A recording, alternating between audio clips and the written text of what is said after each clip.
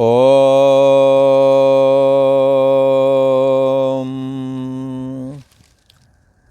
श्री योग वासिष्ठ के उत्पत्ति प्रकरण में श्री राम जी ने पूछा,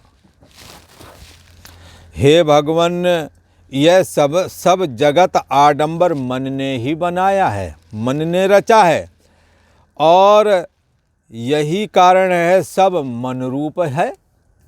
सारा जगत विचार करके देखो प्यारे, जगत बना है मन से और मन बना है आत्मा से। यह सब जगत आडंबर मन ने ही रचा है, सब मन रूप है और मन ही कर्म रूप है।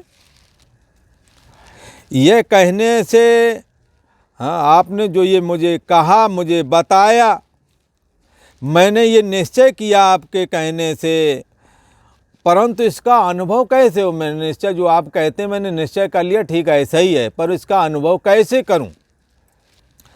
श्री वशिष्ठ जी महाराज बोले, हे राम जी, इसका अनुभव ऐसे करो,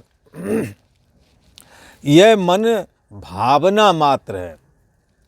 आप जैसी भावना करोगे वैसा ही दिख जाएगा। जैसे कई बार पर्वत के किनारे चले जाते हैं, जिन्हों के अंदर देवी देवताओं के संस्कार हैं, वो जब कोई देखते तो कहते देखो ये मूर्ति की जैसा दिखता है, भावना के अनुसार दिखता है। जैसे मृग मारीचिका में जल दिखता है, ऐसे ही चैतन्य सत्ता में ये मन दिखता है। जैसे सूर्य की किरणों में जल का आभास है, ना कि जल है, ऐसे ही चैतन्य आत्मा में ये मन बहिर्मुखता की वजह से दिखता है। हे राम जी, यह मन भावना मात्र है। जैसे प्रचंड सूर्य की धूप मरुस्थल में जल होकर के भासित होती है, तैसे ही आत्मा का ये आभास मन है। जैसे धूप, प्रचंड धूप मरुस्थल में जब होती है तो उसका आभास वहाँ जल ना होते हुए भी जल की तरह दिखने लगता है। इसलिए लोग कहते मृग मारीचिका का जल। हिरण को भ्रम हो जाता है और वो मृग मारीचिका का जल पाने के लिए उसे लगता है ये जल है, वहाँ जाता तो तपती हुई रेत है, फिर आगे दिखने लगता है, और फिर वहाँ जाता है, फिर आगे और दिखने लगता है। पानी की प्यास बढ़ती जाती है और जीवन में उसे अथवा उसकी लाख कोशिश करने के बाद में भी पानी मिलता नहीं। अंततो गत्वा ये जो है मृत्यु को प्राप्त हो जाता है। ये मृग जो है कोई दूसरा नहीं, हम और आप ही वो मृग हैं। कभी बचपनों में हमने खेलों में सुख ढूंढा, पर वो अवस्था और वो खेल खत्म हो गया। अवस्था भी गई, उन खेलों की रुचि भी गई, पर वहाँ सुख नहीं मिल पाया। तब जवानी का सुख ढूंढा, स्त्री पुरुष में ढूंढा, वो भी दिन लद गए। शरीर काम का नहीं रहा और पहले वाली प्यार मोहब्बत अब रह भी नहीं गई। अब पास में बैठने में भी अरुचि लगती है एक दूसरे के, और झगड़ा करने में आमादा रहते हैं। इसलिए वो सुख और वो जवानी भी गई। मन रूपी मृग को बचपनों में सुख रूप पानी चाहा। जैसे मृग मारीचिका में हिरण जल खोज रहा है कि मैं पी लूँगा, सुखी हो जाऊँगा। ये मन रूपी मृग बचपना, जवानी, बुढ़ापा, तीनों अवस्थाओं में सुख खोजता है, परंतु स्वरूप से बिछड़ा हुआ ये मन कभी सुखी नहीं हो पाता। जिसको पकड़ता है वो अवस्था ही खत्म हो जाती है। उदाहरण के लिए एक कहावत देहातों में बड़ी प्रचलित है। गांव में पहले जिनके पहले दूध नहीं बिका करता था, लोग जो दूध हुआ करता था जमा करके मट्ठा बना लेते थे, जो मक्खन निकलता था निकाल के घी बना लेते थे, पर प्राय करके दूध ना बेचने का ही चलन था। तो जब अपने गाय भैंसें जब दूध नहीं देती थी तो दूसरों के यहाँ से लोटा लेके मांग लाते थे, और आमतौर पर लोग मट्ठा आदि दे देते थे। यहाँ तो जरा सा भी आपको मट्ठा की ज़रूरत है तो अब तो वो मट्ठा ही आने लगा है। एक तो 300-350 ग्राम का कर दिया, और वो भी 14 रुपये का। तो क्या है कि पहले तो ऐसे ही दे देते थे। तो एक कहावत कहते हैं कि जहाँ कबीर मट्ठा को जाए भैंस पड़ा दोनों ही मर जावें। मट्ठा की खोज में जाते थे और जहाँ मांगे और भैंस पड़ा दोनों ही मर जावें। यहाँ कहने का मतलब है ये मन रूपी हिरण, मन रूपी मृग, बचपना जवानी बुढ़ापा जहाँ जहाँ गया सुख लेने के लिए, तो बचपना भी गया, बचपने के सुख भी गए, जवानी भी गए और जवानी का सुख भी गया, वृद्धावस्था तो लेके जाएगी। ये भैंसों पड़ा दोनों ही मर जावें, जहाँ कबीर मठा को जावें। तो क्या है, इस तरह से भगवान श्री राम प्रभु को वशिष्ठ जी समझा रहे हैं। कहते हैं कि ये मन क्या है, आभास रूप है, आत्मा का आभास है। तरंग क्या है, जल का आभास है। नीलिमा क्या है आकाश में, तो आकाश का किंचन है, आकाश का आभास, आकाश की नीलिमा है। सोने में जो आभूषण है, ये सोने का आभास ही आभूषण होकर के दिख रहा है।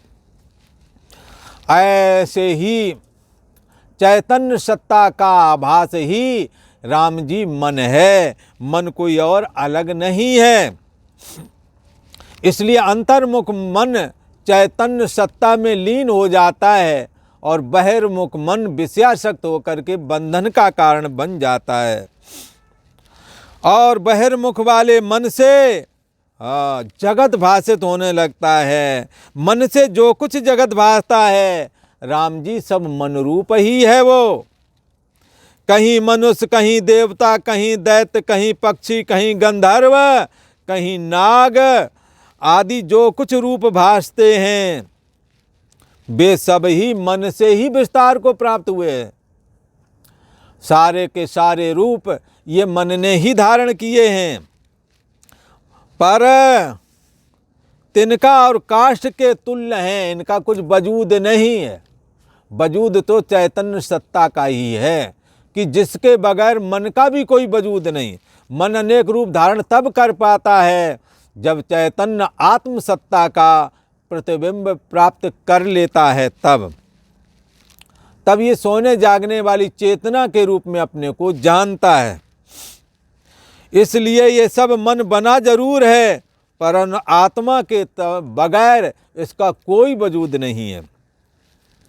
इसलिए सारे रूप ये मन ही धारण करता है, मन ही विस्तार को प्राप्त करता है। पर वे तुच्छ हैं, इनका क्या वजूद है। जन्म से पहले नहीं, मरण के बाद में भी नहीं रहते ये लोग। शरीर ज्यों का त्यों किसी का नहीं रहता। मनुष्य की अपेक्षा देवताओं की उम्र थोड़ी ज़्यादा होती, पर मरते तो वो भी हैं।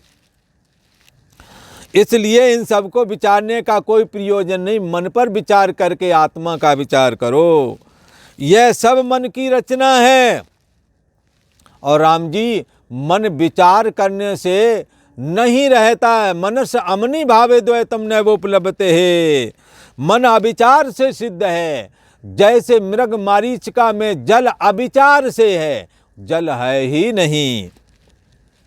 मन अविचार से सिद्ध है। और हे राम जी, विचार करने से मन नष्ट हो जाता है। मन के नष्ट होने पर राम जी एक परमात्मा ही शेष रहता है, जो सबका साक्षी सर्वभूत, जो सर्व का साक्षी भूत, सर्व का साक्षी भूत है, और सर्व से अतीत भी है। शरीर मन इंद्रियों से यो बुद्धि परतस्तु सा, शरीर से भी वो परे, मन इंद्रियों से भी परे, जो बुद्धि से परे है, ऐसा चैतन्य सत्ता आत्मा ही सर्व का आश्रय और प्रकाशक है, सर्वव्यापी है, सबका आश्रयभूत है। उसके प्रमाद से मन जगत को रच सकता है। चैतन्य सत्ता के प्रमाद से मन जगत रचना कर लेता है।